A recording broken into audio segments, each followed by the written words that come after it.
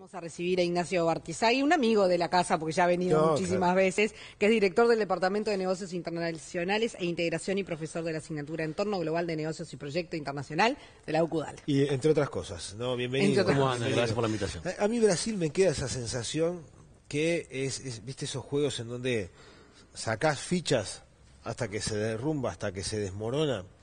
Y es inevitable, claro, vas sacando fichas, hay que sacar las fichas porque son tantos y tantos los que están salpicados por este escándalo de corrupción que va a llegar el momento del derrumbe, o ya llegó en todo caso. Lo que pasa es que no es nuevo, claramente esto viene ya de tiempo atrás, ¿no? Entonces, lo que no esperábamos seguridad desde el punto de vista político con Temer.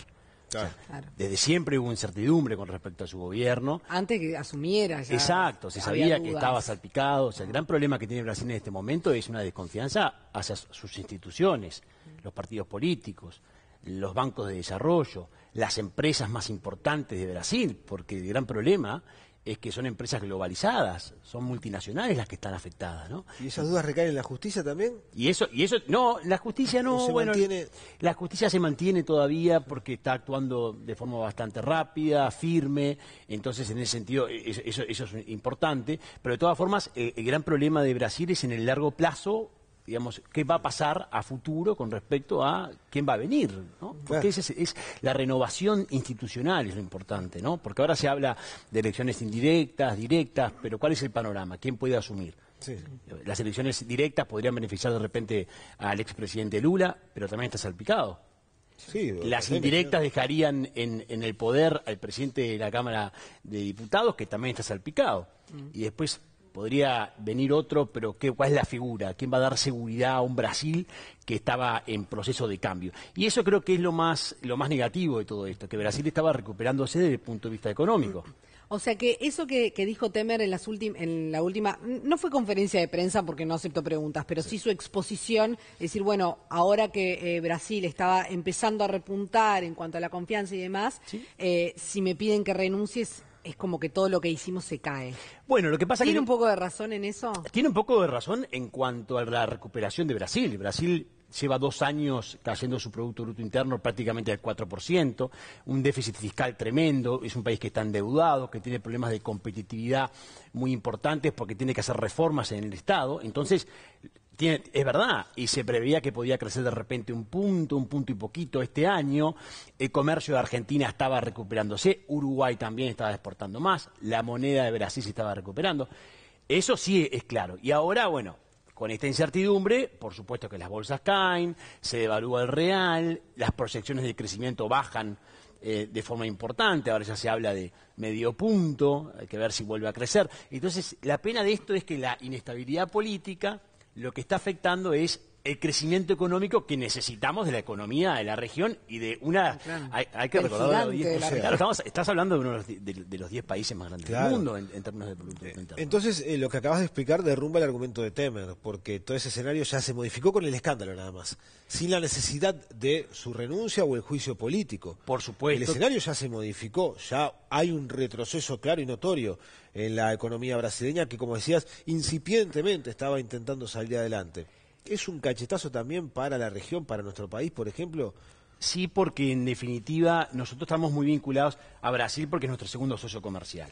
Y exportamos productos agrícolas, pero también industriales. Entonces, si se devalúa el real, por supuesto tú perdés competitividad, por más que Uruguay ajuste y por más que también la moneda, también Argentina vaya a ajustar. ¿Qué pasa? Argentina también estaba recuperándose con Brasil.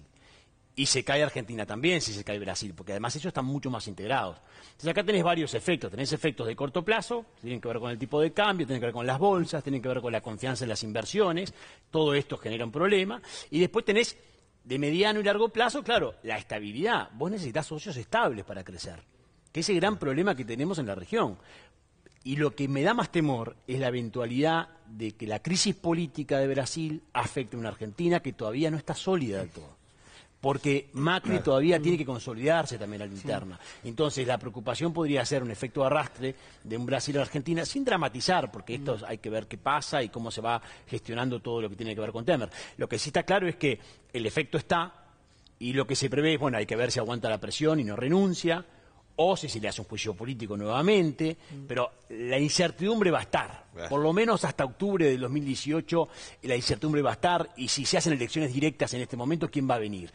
Va a ser un presidente fuerte. Entonces el problema que tenemos en la región hoy, y no solo en la subregión, no solo en el Cono Sur, sino en toda América Latina, que hay falta de liderazgos. Y es por eso que Uruguay tiene que seguir dando pasos para abrirse más al mundo y para generar asociaciones estratégicas con otras zonas más estables, un poco más. Bueno, justamente de la inestabilidad y la estabilidad era que quería preguntarte, porque te escuchaba y decía, y yo pensaba, creo que desde el 2000, que no ha habido una estabilidad constante, porque siempre es o Brasil o Argentina, y Uruguay está como en el medio navegando en esas aguas, porque cuando no es uno es el otro que se cae. Pero sin embargo uno de repente ve Chile, un país que ha tenido embates, digamos, naturales, que terremoto, que tsunami, que esto, que lo otro, incendios y demás, pero sin embargo es como que o nos llegan pocas noticias de Chile o tiene una estabilidad mayor.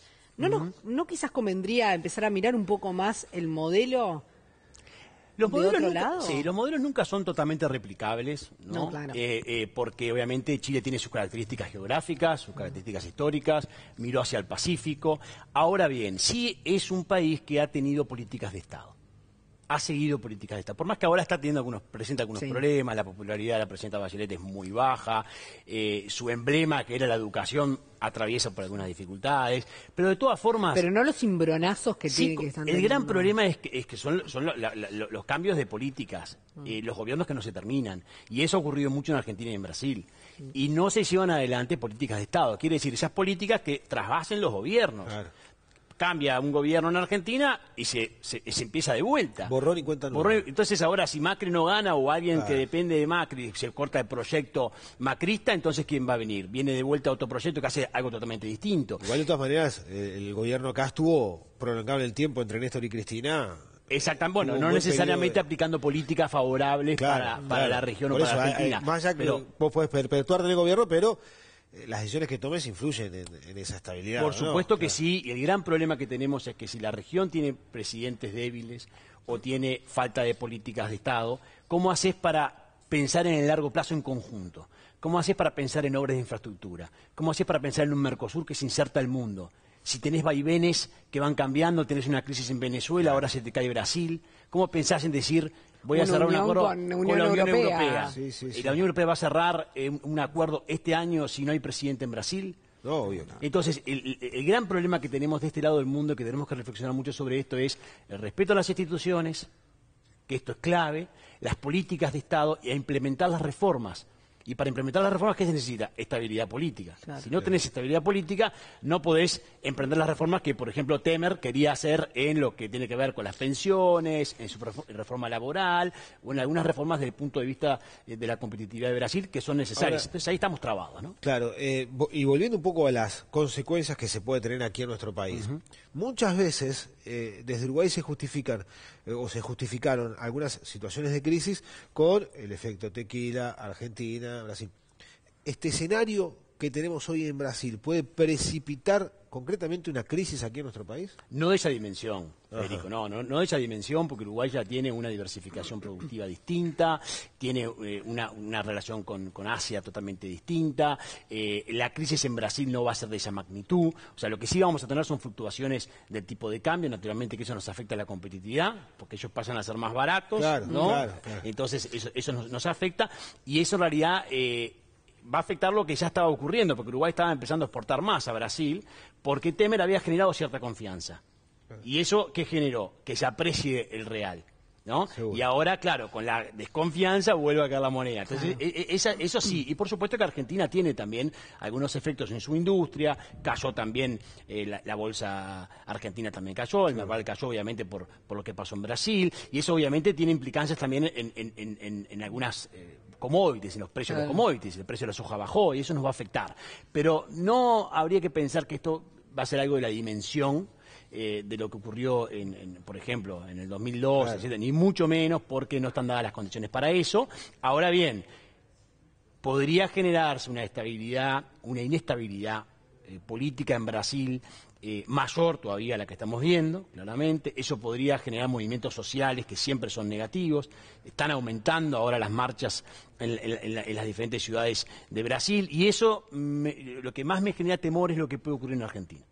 La réplica. La réplica en Argentina siempre es compleja, y además Argentina necesita de un Brasil fuerte para recuperarse, y el Mercosur en su conjunto necesita de liderazgos. Porque esto es importante, el mundo te observa en zonas.